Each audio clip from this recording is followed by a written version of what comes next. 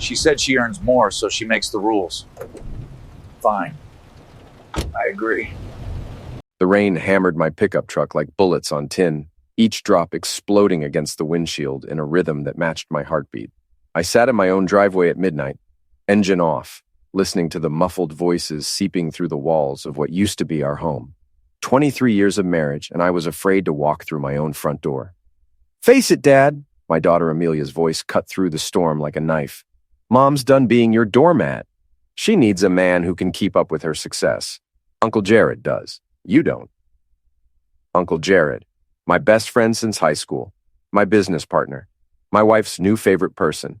I'm David Mitchell, 47 years old, owner of Mitchell's Auto Repair on the south side of Millbrook, Massachusetts. This town used to be something, back when the textile mills ran and people fixed things instead of throwing them away. Now it's all Starbucks and yoga studios, catering to the Boston commuters who moved here for authentic New England charm, while pricing out everyone who actually made this place authentic. My wife Marta climbed that ladder. Started as a secretary at Pinnacle PR 15 years ago. Now she's their senior account executive pulling in 6 figures. She reminds me daily. "David's still living in the past," Marta's voice drifted through the rain. "He thinks fixing cars and drinking beer with his gym buddies makes him a man. I need someone with vision, someone who understands the modern world. Someone like Jared Hoffman, real estate agent, motivational speaker, owner of a Tesla Model S and a smile that could sell ice to Eskimos." We'd been friends since we were 17, played on the same basketball team, double-dated to prom. He was best man at my wedding. The front door opened, spilling yellow light across the wet driveway. Jared emerged, adjusting his designer jacket, checking his phone. He didn't see me sitting in the shadows. He never did anymore. I watched him climb into that pristine white Tesla, watched him back out of my driveway like he owned the place. The red taillights disappeared into the storm, leaving me alone with the truth I'd been avoiding for months. My marriage was over. My best friend was a snake. And apparently, I was the last person in Millbrook to figure it out. I finally went inside. The house felt different, colder, like a place where strangers lived. Amelia was on the couch, scrolling through her phone, probably posting about her pathetic father on social media. She looked up when I walked in, her expression somewhere between pity and disgust. "Dad, we need to talk." "Where's your mother?" "Upstairs. She's upset." I laughed, but there was no humor in it. "She's upset? That's rich." "You don't get it, do you?" Amelia set down her phone, fixing me with those green eyes she inherited from her mother. "Mom's been carrying this family financially for years. She pays the mortgage, the car payments, my college tuition. What do you contribute? A garage that barely breaks even and an attitude problem?" The words hit like physical blows. My own daughter, talking to me like I was some deadbeat who'd wandered in off the street. "I built this family," I said quietly. "I worked 16-hour days when you were little so your mother could go back to school. I taught you to ride a bike, helped with homework, coached your soccer team. That was then. This is now." She picked up her phone again, dismissing me. "Mom deserves to be happy. If that means Uncle Jared, then good for her." Uncle Jared. The title made my stomach turn. I climbed the stairs to our bedroom, each step creaking under my weight. The floorboards in this old house knew everyone's secrets. Every midnight argument, every slammed door, every night one of us slept on the couch. Marta was sitting at her vanity, removing her makeup with mechanical precision. In the mirror, I could see her face. Still beautiful at 45, but harder now. Success had sharpened her edges. "We need to discuss our situation," she said without turning around. "Our situation. I've made a decision, David. I want a divorce."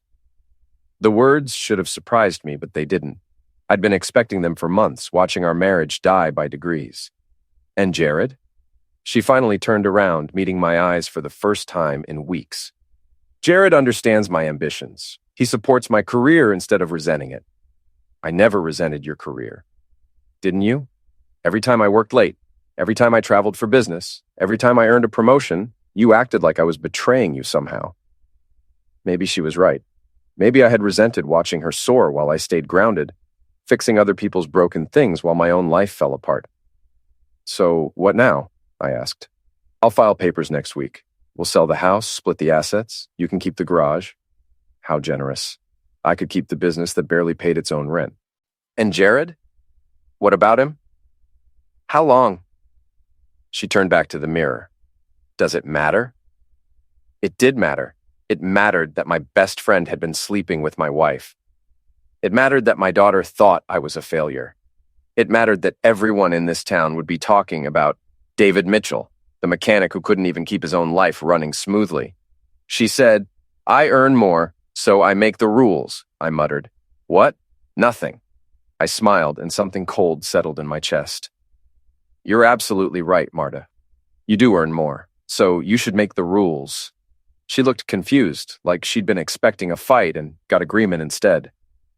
I'm glad you're being reasonable about this. Reasonable? Sure, I was being very reasonable. I went downstairs and opened my laptop, logging into our joint checking account. For the first time in years, I studied the numbers carefully. Marta was right. She did earn more, significantly more. But she'd gotten comfortable letting me handle certain expenses. The utilities, groceries, car insurance, property taxes, all the boring stuff that kept life functioning while she focused on her career. I smiled wider and started making changes.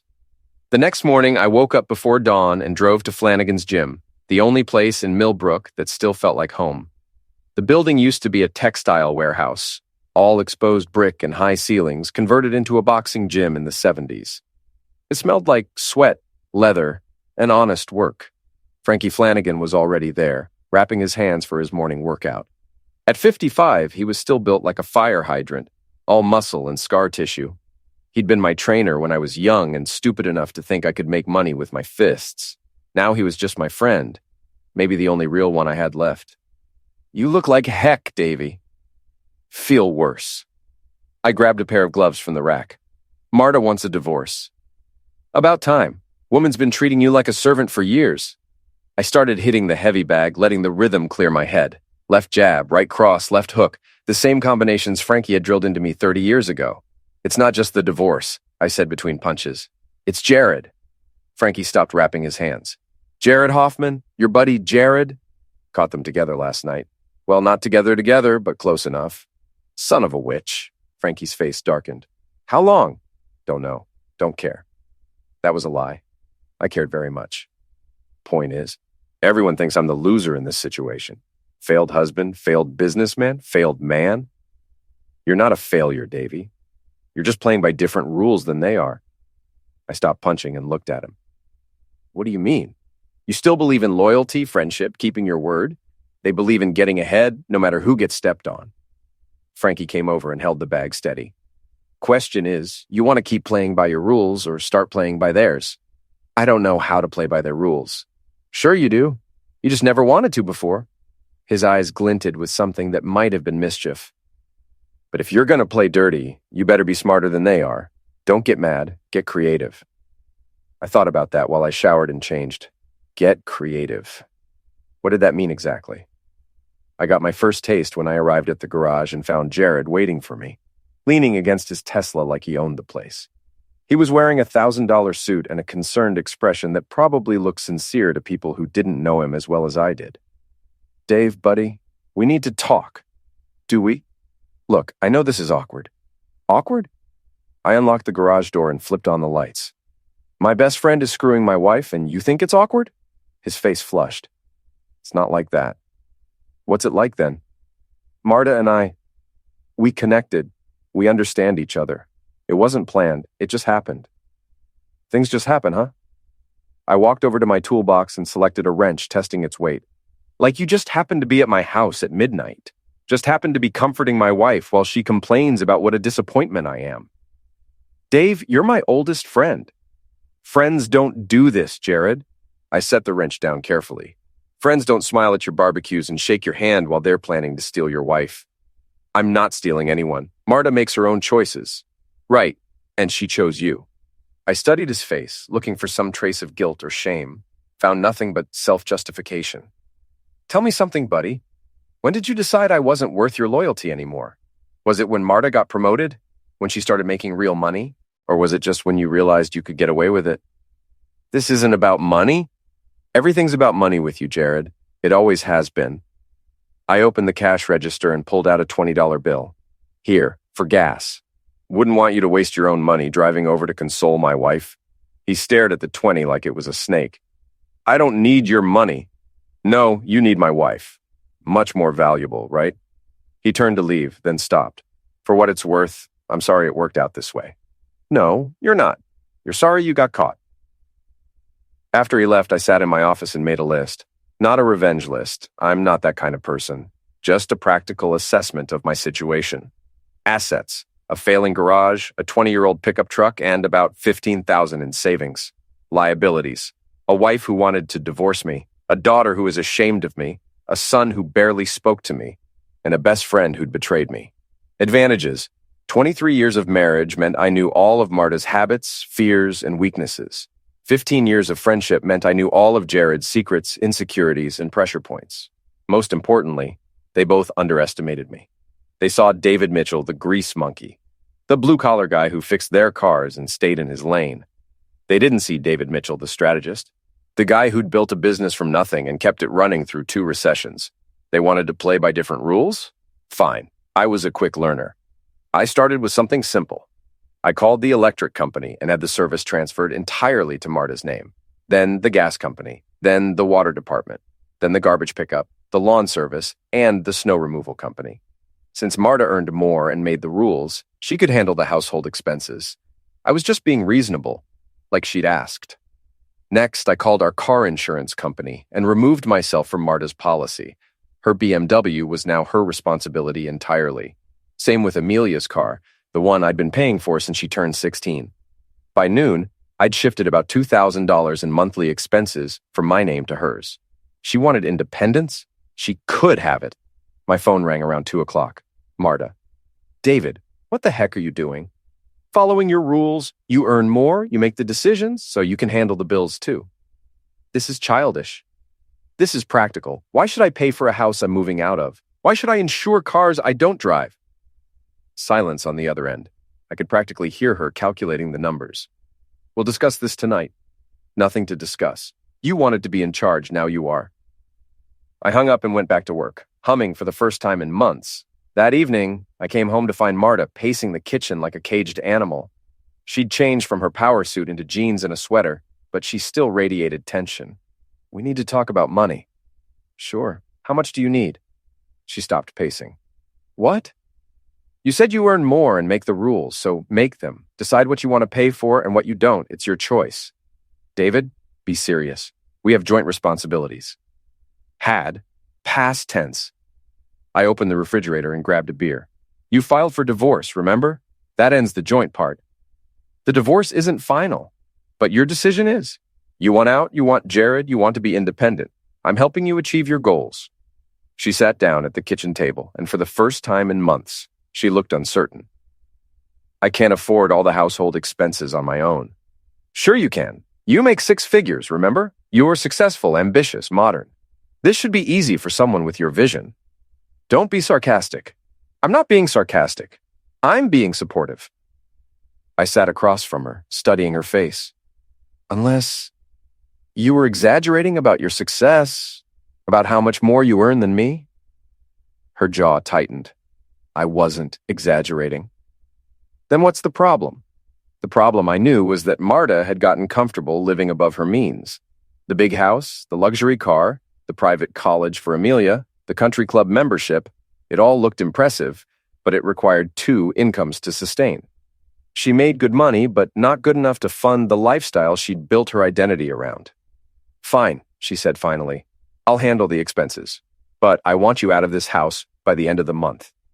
Where am I supposed to go? That's not my problem anymore. Fair enough. I finished my beer and went upstairs to pack. As I folded clothes into boxes, I could hear Marta on the phone with someone. Probably Jared, maybe her lawyer. Her voice was sharp, stressed, nothing like the confident executive who demanded a divorce 24 hours earlier. My phone buzzed with a text from my son Ross. Heard about you and Mom. Sorry, Dad. At least one of my children still had some sympathy for me. Ross was 22, working his first job out of college in Hartford. He'd always been the quiet one, more thoughtful than his sister. I texted back, "Not your fault. How are you doing?" "Okay, worried about you." "Don't be. I'm fine." Another lie, but a necessary one. Ross had his own life to build. He didn't need to carry his parents' baggage. I spent the next 3 days moving my stuff to a studio apartment above Murphy's Tavern on the south side of town. It wasn't much. One room, a kitchenette, and a bathroom that had seen better decades. But it was mine. No joint checking accounts, no shared responsibilities, no walking on eggshells around someone who resented my existence. The apartment came furnished with the basics: a bed, a table, 2 chairs, and a television that picked up local channels if you held the antenna just right. I'd gone from a 4-bedroom colonial to a studio apartment, and somehow I felt freer than I had in years. Murphy's Tavern was the kind of place Marta would never set foot in. Dim lighting, worn wooden floors, and a clientele of construction workers, retired cops, and other people who worked with their hands. The owner, Sean Murphy, was a Vietnam vet who'd bought the place with his disability benefits and ran it like a refuge for people who didn't fit anywhere else. "Heard about your troubles," Sean said when I came down for dinner my first night there. "News travels fast. Small town. People talk." He poured me a beer without being asked. "For what it's worth, I always thought your wife was too good for her own good, if you know what I mean." I knew what he meant. Marta had always looked at places like Murphy's Tavern like they were symptoms of everything wrong with Millbrook. She wanted to live in a town with history and character, but only if that history was sanitized and that character was picturesque. "She's with Jared Hoffman now," I said. "The real estate guy? The one with the fancy car and the motivational speaker routine?" "That's him," Sean snorted. "Guy's a snake oil salesman. Sold my neighbor a house with foundation problems, then disappeared when the basement flooded." He leaned across the bar. "You know what your problem is, Dave? Enlighten me. You're too honest. Always have been. When someone brings you a car that needs 500 in repairs, you tell them the truth instead of selling them 1,000 in unnecessary work. When your friends need help, you help them instead of figuring out what's in it for you.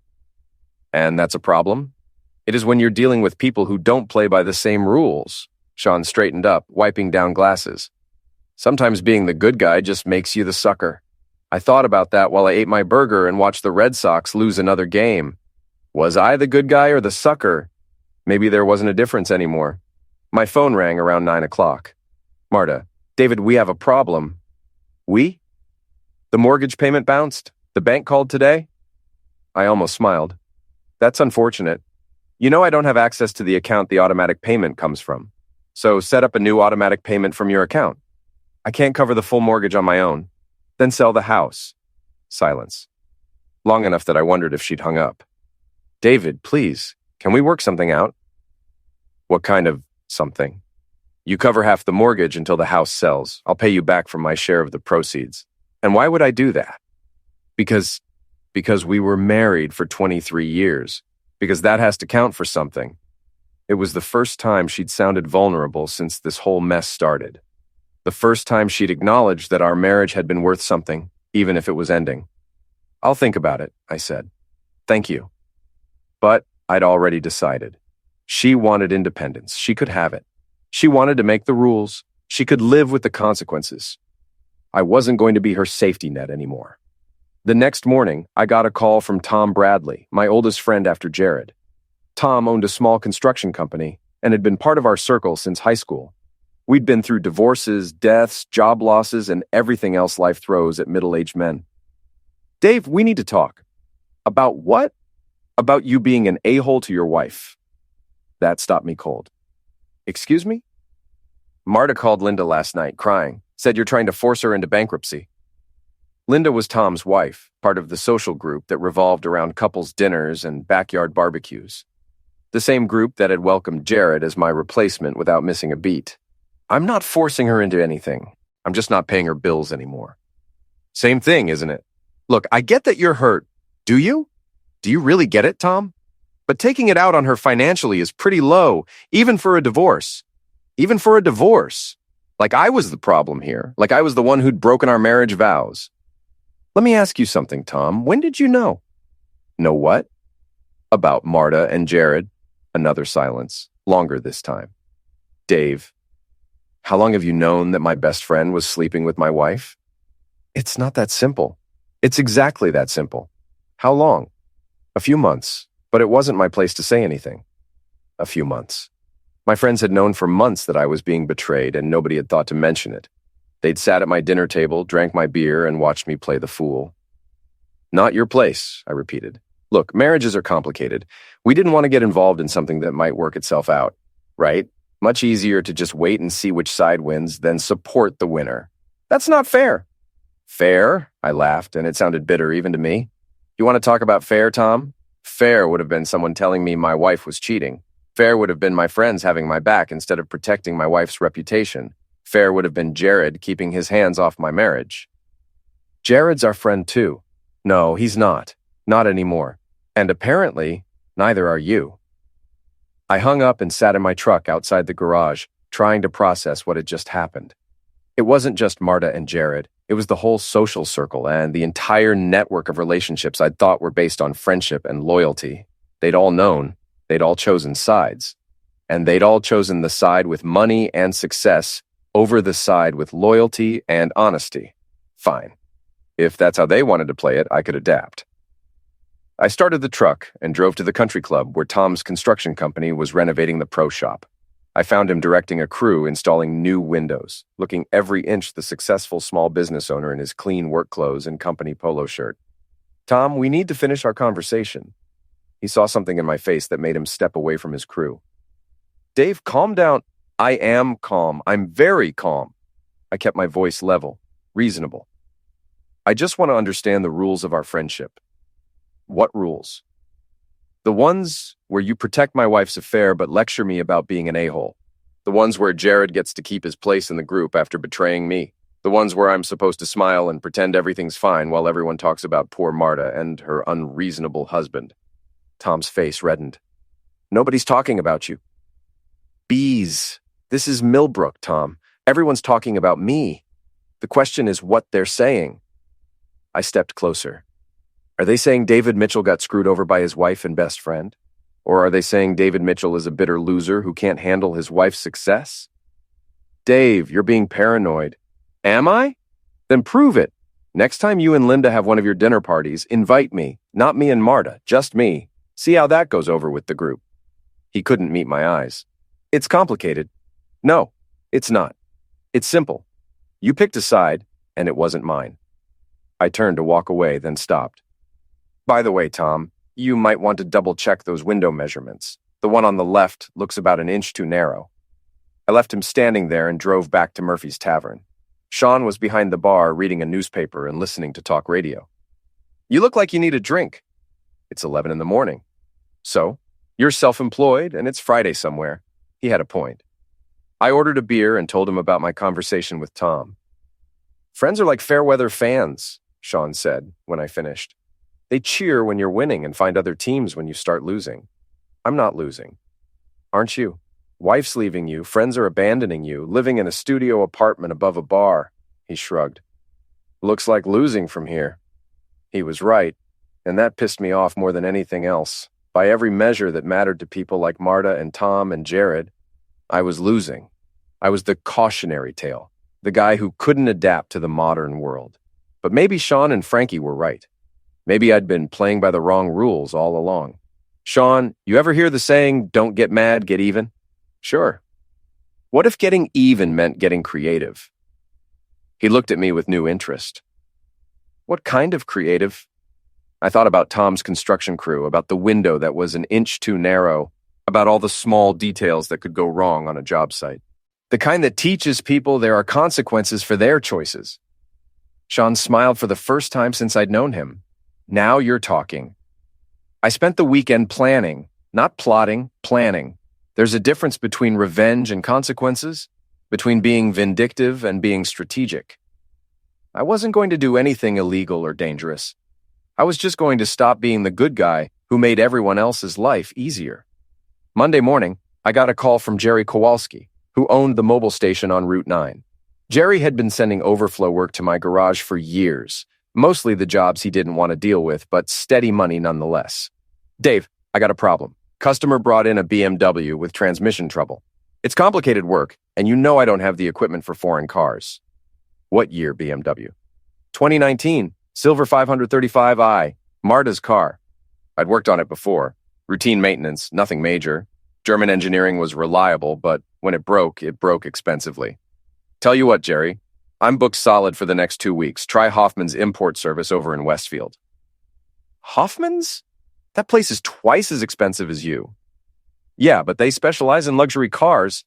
Customer will get better service. It wasn't technically a lie.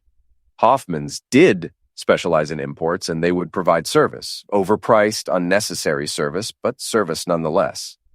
An hour later, Marta called. David, Jerry Kowalski said you're too busy to work on my car. That's right.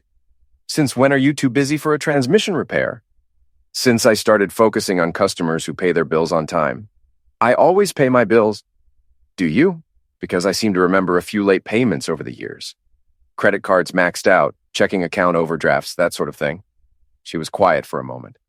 That was different. We were married then. Right, and now we're not. So you're just another customer, and I have to prioritize based on payment history. This is ridiculous. This is business. You understand business, right? Supply and demand, customer relationships, profit margins. She hung up without saying goodbye. I went back to work on a Ford pickup, humming again. The next call came from Tom Bradley. Dave, what the heck did you do to my windows? What about them? 3 of them are the wrong size. The supplier says you called and changed the measurements. Did I? I don't remember doing that. Don't play games with me. This is going to cost me $5,000 to fix. That's unfortunate. Maybe you should double-check your measurements next time. I did check them. They were right the first time. Must have been a miscommunication somewhere. I paused, letting him stew. You know, Tom, details matter in business. One small mistake can cascade into bigger problems. Kind of like how one small betrayal can ruin a friendship. Are you threatening me? I'm commiserating with you. We're both learning that actions have consequences. He started to say something else, but I hung up. I had work to do. The beauty of being a mechanic in a small town is that everyone needs your services eventually. Cars break down, maintenance schedules come due, and people need someone they can trust to do the work honestly.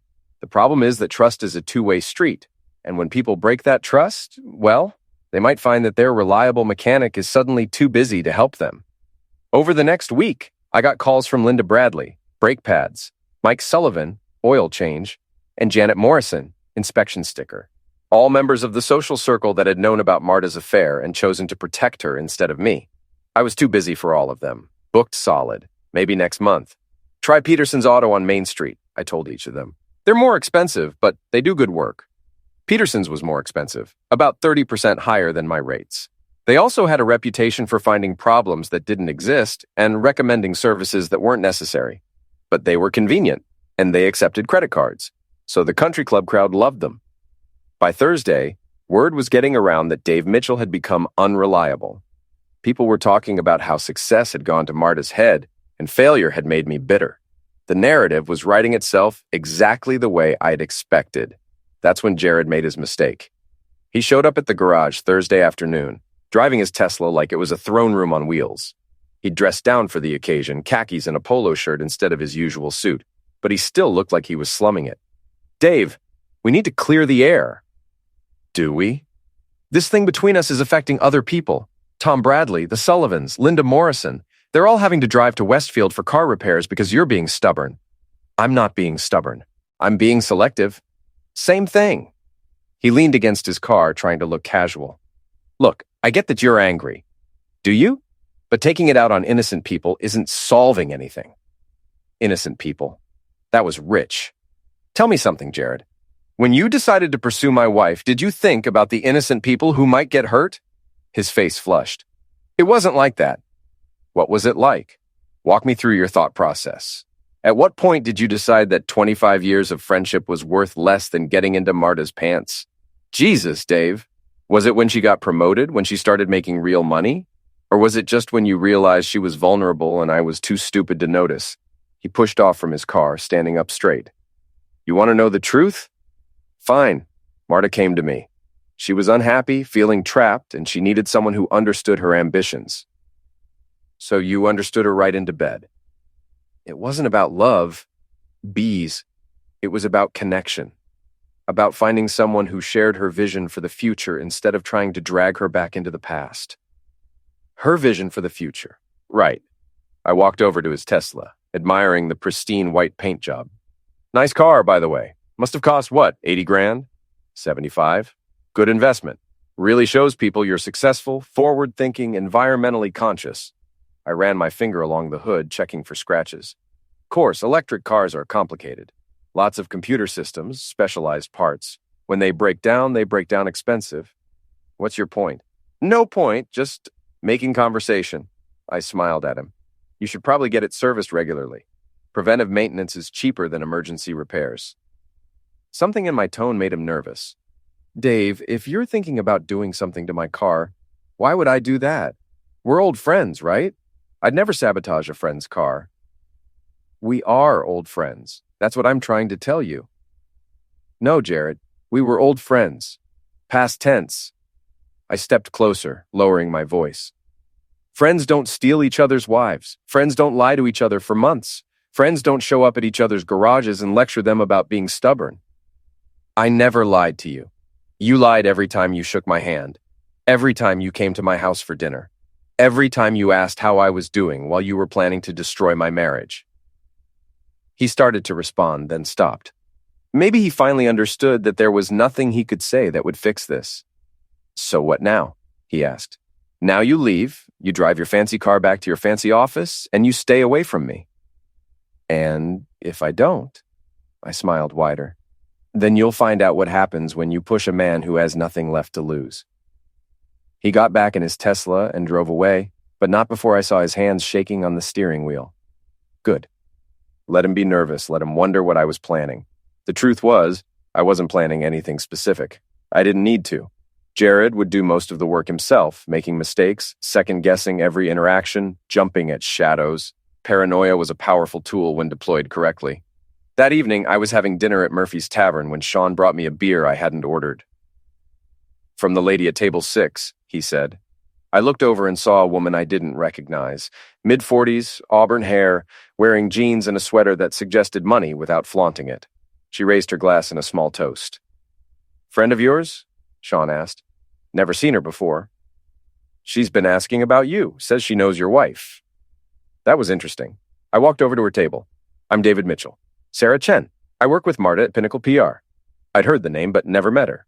Marta had mentioned Sarah as one of the few people at her company who didn't play political games. Mind if I sit? Please. She was prettier up close, with intelligent eyes and a smile that seemed genuine. Not the kind of woman I'd expect to find at Murphy's Tavern. This is an interesting choice of restaurant for someone in PR, I said. I like authentic places. Most of the spots in downtown Millbrook feel like movie sets to me. And you wanted to meet me because I think you're getting a raw deal. That surprised me. From who? From everyone. Your wife, your friends, the whole social scene. She sipped her wine. I've been watching this situation develop for months, and it's been fascinating from a sociological perspective. Fascinating how? The way people choose sides in a divorce? It's never about right and wrong, it's about self-interest and social positioning. I studied her face, looking for an agenda. And which side are you on? I'm on the side of truth, which seems to be a minority position these days. We talked for an hour. Sarah was smart, funny, and refreshingly honest about the dynamics at Pinnacle PR. She confirmed what I'd suspected, that Marta's affair with Jared was common knowledge at her office and that most people found it distasteful but weren't willing to say anything. Marta's been positioning herself as the victim, Sarah said, the successful woman trapped in a marriage to a man who can't appreciate her achievements. And people buy that? Some do. Others see through it but don't want to get involved. She finished her wine. The thing is, David, Marta's not as secure as she pretends to be. The divorce, the financial pressure, the gossip, it's all taking a toll. Good. She looked surprised. That's cold. Is it? She destroyed our marriage, turned our daughter against me, and humiliated me in front of the entire town. Why should I care if she's stressed? Because being bitter will destroy you faster than it destroys her. Maybe she was right, but I wasn't ready to take the high road yet. The low road was more interesting, and I was just getting started. 2 weeks later, everything came to a head at the Millbrook Fall Festival, an annual event that brought the whole town together for food, music, and the kind of forced community spirit that small towns specialize in. I hadn't planned to go, but Sarah convinced me it would be good to show my face, to demonstrate that I wasn't hiding in shame. Besides, she said, you'll want to see this. See what? Trust me. The festival was held in Riverside Park, with vendor booths lining the walking paths and a stage set up near the gazebo. Half the town was there, including most of the people who'd been avoiding me since the divorce proceedings started. I saw Marta almost immediately. She was working the crowd like a politician, dressed in designer jeans and a cashmere sweater that probably cost more than most people's weekly salary. Jared was beside her, playing the devoted boyfriend role with practiced charm. They looked successful, confident, like the kind of power couple that belonged in a town like Millbrook. The only problem was the subtle signs of strain that most people wouldn't notice. The tightness around Marta's eyes, the way Jared kept checking his phone, the forced quality of their smiles. "Financial pressure," Sarah murmured beside me. "It's amazing how quickly it shows." She was right. I'd been tracking the fallout from my strategic withdrawal of support, and the numbers were telling. The house was now 3 months behind on mortgage payments. Marta's credit cards were maxed out. Amelia's tuition payment had been late enough to generate angry letters from the college. More importantly, the stress was affecting Marta's work. She'd lost 2 major accounts in the past month, and there were rumors that her position at Pinnacle PR was becoming tenuous. "David!" I turned to see Tom Bradley approaching, wearing his best fake smile and looking like he'd rather be anywhere else. "Tom! Good to see you out and about. How are you holding up?" "Fine. You?" "Can't complain. Business is good." He paused, clearly working up to something. "Listen, about that window situation. What about it?" The supplier finally admitted they made the mistake. Apparently, someone in their office misread the measurements when they took my order. I nodded sympathetically. These things happen. "Right, so, no hard feelings?" "Why would there be hard feelings?" He looked relieved. "Great. So, maybe we can get back to normal? Linda's car needs an oil change, and Peterson's is booked for 2 weeks. "Sorry, Tom. Still booked solid?" His face fell. "Come on, Dave. I thought we were past this." "Past what?" "The grudge, the payback, whatever you want to call it." I looked at him for a long moment. This man who'd been my friend for 30 years and had thrown me away the moment it became inconvenient to support me. "Tom, let me ask you something. If the situation were reversed, if Linda had cheated on you with one of your friends and I knew about it, what would you want me to do?" "I'd want you to tell me." "Right. You'd want loyalty from your friends when your world was falling apart." I stepped closer. "So where was my loyalty, Tom? Where was my friend when I needed him?" "Dave, you made a choice. You chose to protect Marta and Jared instead of me. That's fine. It's your right. But choices have consequences." I walked away, leaving him standing there with his mouth open. The afternoon got more interesting when Jared took the stage to give a presentation about Millbrook's bright future as part of his real estate development pitch. He'd been trying to get approval for a luxury condo project on the old mill site, and the fall festival was his chance to win over public opinion. He looked confident up there, using all his motivational speaker tricks to work the crowd. But I noticed things others might miss: the slight tremor in his hands, the way he kept glancing at his phone, the forced enthusiasm that didn't quite reach his eyes. "Ladies and gentlemen," he said into the microphone, "Millbrook stands at a crossroads. We can cling to the past, to the old ways of doing things, or we can embrace the future.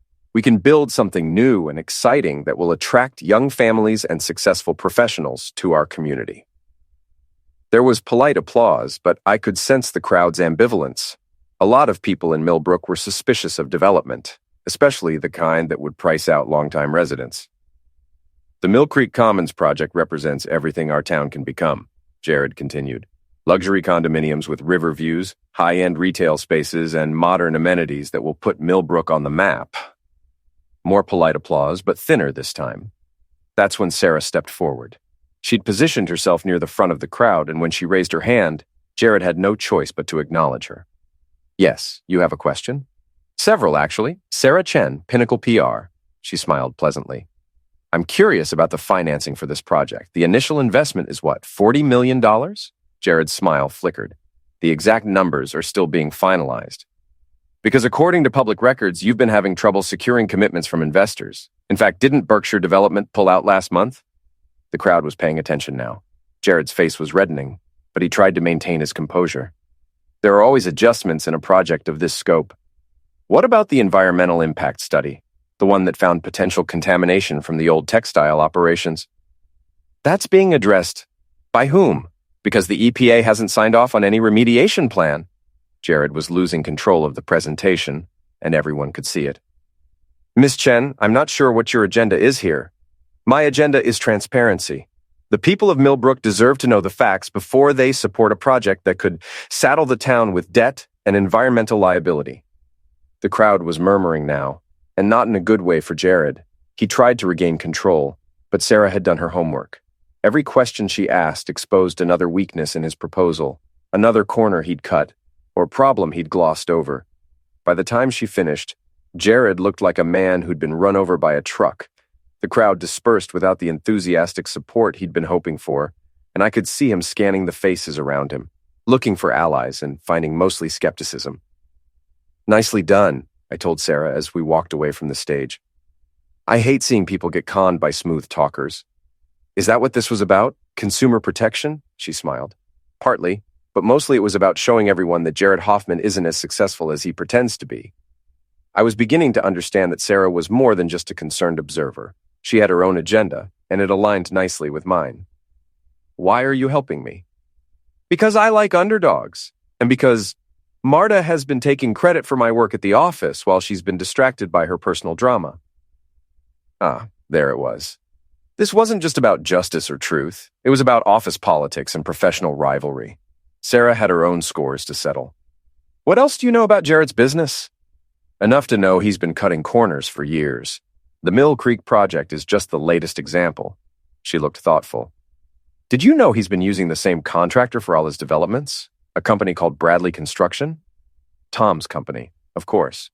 Interesting coincidence, isn't it? Especially since Tom's been underbidding other contractors by significant margins.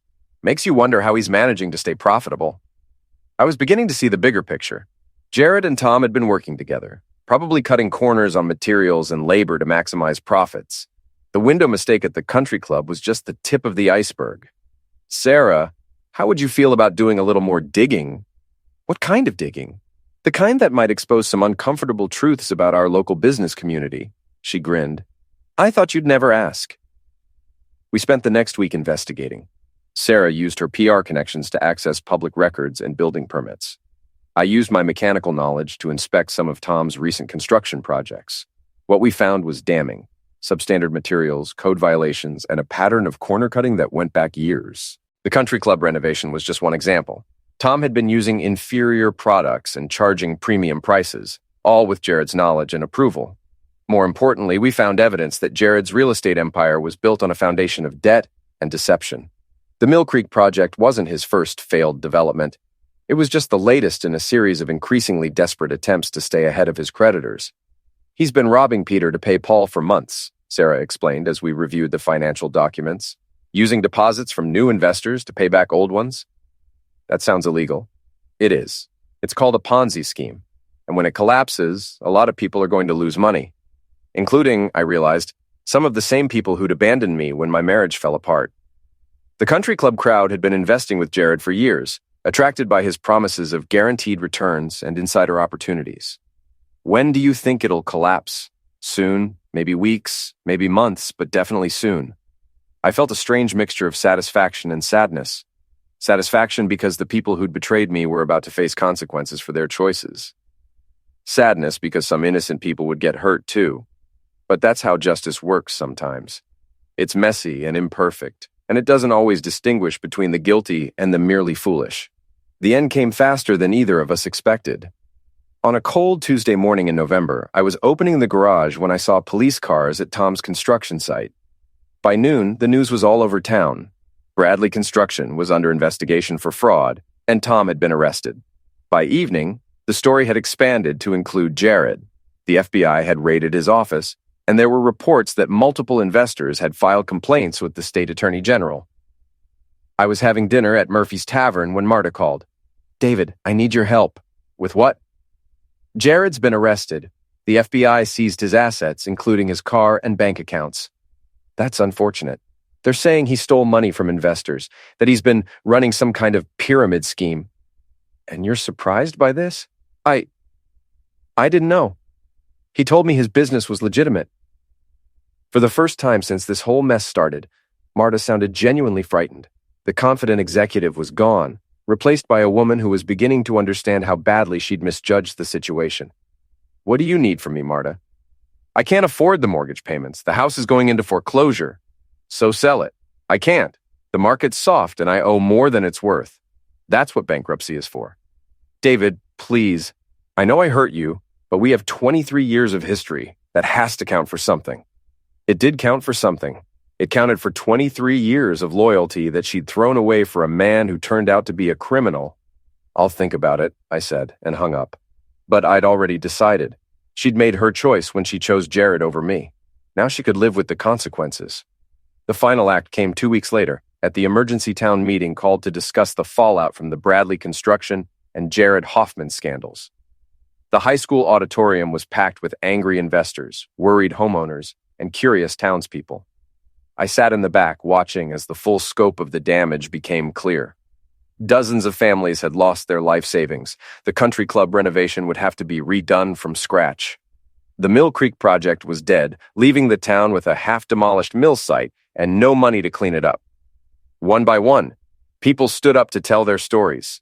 Retirees who'd invested their pensions with Jared, young families who'd hired Tom to build their dream homes, business owners who'd been counting on the Mill Creek development to bring customers to town. Linda Bradley was there, looking haggard and defeated. Her husband was facing federal charges, and their construction company was bankrupt. She'd gone from being part of Millbrook's social elite to being married to an accused felon in the space of 2 weeks. Mike Sullivan was there too, along with Janet Morrison and several other members of the social circle that had ostracized me. They all looked shell-shocked, like people who'd discovered that their comfortable world had been built on lies. But the most dramatic moment came when Marta stood up to speak. "My name is Marta Mitchell," she said, her voice barely audible over the murmur of the crowd. "I want to apologize to everyone who's been hurt by Jared Hoffman's actions." The auditorium went quiet. I was involved with Jared personally, and I believed his promises about his business ventures. I encouraged friends and colleagues to invest with him. Her voice cracked. "I'm sorry. I'm so very sorry." She sat down quickly, but not before I saw the tears on her face. This was the woman who'd told me she earned more and made the rules. Now she was publicly apologizing for trusting a con man with other people's money. After the meeting, I walked to my truck and found Sarah waiting for me. "How do you feel?" she asked. "Tired." "Satisfied?" I thought about it. "Not really. Too many innocent people got hurt. That's what happens when a house of cards collapses. Everyone gets buried in the rubble." She was right. The people who'd betrayed me had faced consequences, but so had people who'd done nothing wrong except trust the wrong person with their money. "What about you?" I asked. "Did you get what you wanted?" "Marta's been fired from Pinnacle PR. Her replacement starts Monday." "And that's enough?" "It's a start." We stood there in the parking lot, watching people file out of the high school. They looked like survivors of a natural disaster, stunned, displaced, unsure of what came next. "David," Sarah said finally, "what are you going to do now?" I looked at her, this woman who had helped me expose the truth about my former friends. She was attractive, intelligent, and clearly interested in more than just professional collaboration. But I wasn't ready for that. I wasn't ready for anything except getting back to work and rebuilding my life on my own terms. "I'm going to fix cars," I said. "It's what I do." 3 months later, I was working late at the garage when I heard a car pull up outside. I looked through the window and saw Marta getting out of a 10-year-old Honda Civic. Her BMW had been repossessed along with everything else. She knocked on the door, and I let her in. "Hello, David." "Marta." She looked older, worn down by the stress of the past few months. The designer clothes were gone, replaced by jeans and a sweater that had seen better days. "I wanted to thank you," she said. "For what?" "For not helping me when I asked, for forcing me to face the consequences of my choices." I didn't say anything. "I've been seeing a therapist. She says I have a pattern of making decisions based on what other people think instead of what's right." Marta looked around the garage, taking in the familiar sights and smells. "I forgot who I was before I became successful. I forgot what mattered. And what matters. Family. Loyalty. Keeping your word." She met my eyes. "The things you never forgot. It's a little late for that revelation." "I know. I'm not asking for forgiveness. I'm not asking for another chance. I just wanted you to know that I understand now what I threw away." She turned to leave, then stopped. Amelia wants to see you. She's been asking about you. Tell her she knows where to find me. After she left, I went back to work on the engine I'd been rebuilding. It was a 1967 Mustang, a classic that someone had neglected for years. The previous owner had tried to fix it himself, making a mess of the wiring and using the wrong parts. But the bones were good. With patience and the right approach, it could be restored to something beautiful. Kind of like everything else in life. 6 months later, business was better than it had ever been. Word had gotten around that Dave Mitchell was honest, reliable, and reasonably priced. I had more work than I could handle, and I was thinking about hiring an assistant. Sarah and I had started dating, taking things slow and building something real instead of rushing into complications. She'd started her own PR firm, focusing on small businesses and nonprofit organizations.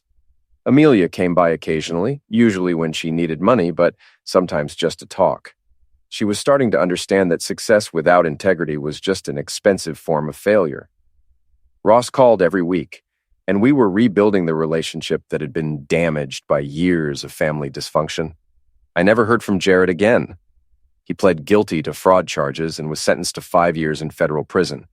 Tom got 3 years and lost everything: his business, his house, his reputation. The Mill Creek site was eventually cleaned up and turned into a public park. It wasn't the luxury development Jared had envisioned, but it was something the whole community could enjoy. And me? I learned that sometimes the best revenge is simply refusing to be destroyed by other people's choices. Sometimes the most devastating thing you can do to people who've wronged you is to survive, to rebuild, and to be happy without them. Marta had said she earned more and made the rules. I'd smiled and agreed with her. Then I'd let her learn the hard way that earning money and making rules are two very different things. In the end, the people who'd betrayed me had destroyed themselves. I just stepped out of the way and let them do it.